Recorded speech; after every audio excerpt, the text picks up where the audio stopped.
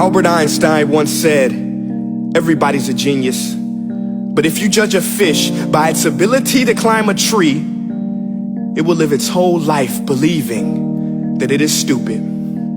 Ladies and gentlemen of the jury, today on trial we have modern day schooling. Glad you could come. Not only does he make fish climb trees, but also makes them climb down and do a 10-mile run. Tell me, school, are you proud of the things you've done?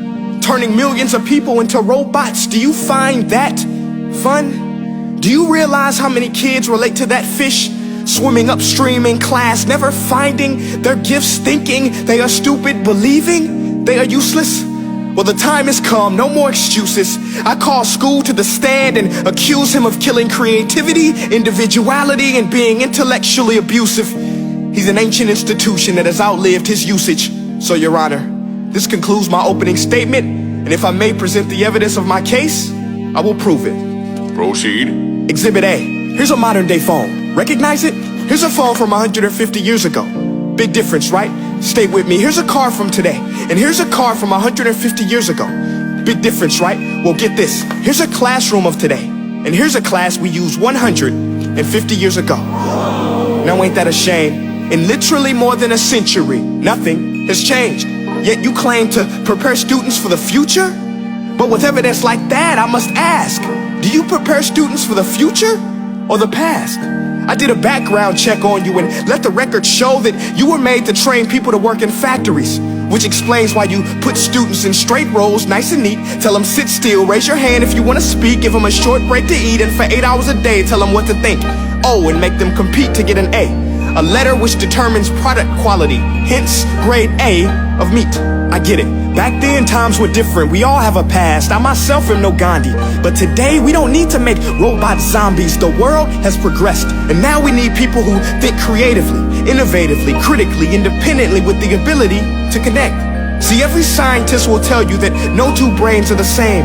And every parent with 2 or more children will confirm that claim. So please explain why you treat students like cookie cutter frames or snapback hats, giving them this one-size-fits-all crap. Watch your language. Sorry, Your Honor, but if a doctor prescribed the exact same medicine to all of his patients, the results will be tragic. So many people would get sick, yet when it comes to school, this is exactly what happens. This educational malpractice, where one teacher stands in front of 20 kids, each one having different strengths, different needs, different gifts, different dreams, and you teach the same thing the same way? That's horrific. Ladies and gentlemen, the defendant should not be acquitted. This may be one of the worst criminal offenses ever to be committed. And let's mention the way you treat your employees. Objection. Overruled. I want to hear this. It's a shame. I mean, teachers have the most important job on the planet, yet they're underpaid?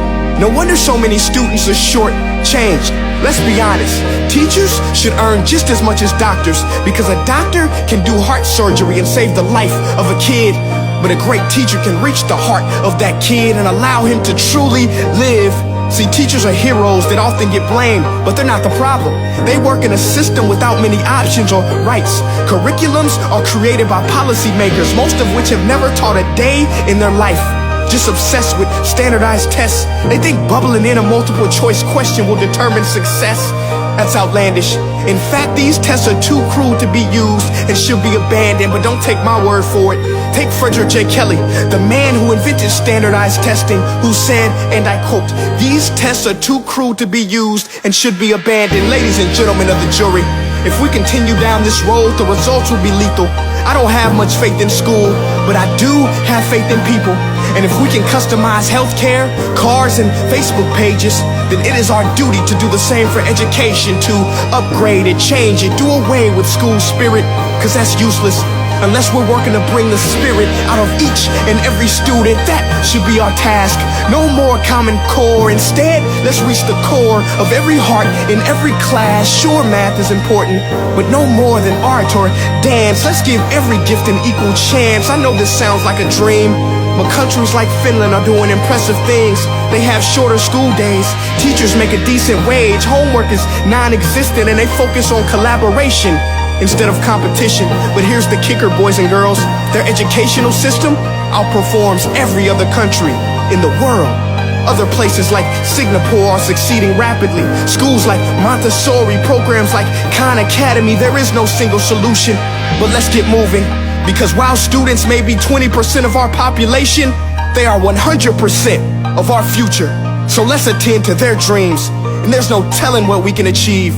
This is a world in which I believe, a world where fish are no longer forced to climb trees. I rest my case.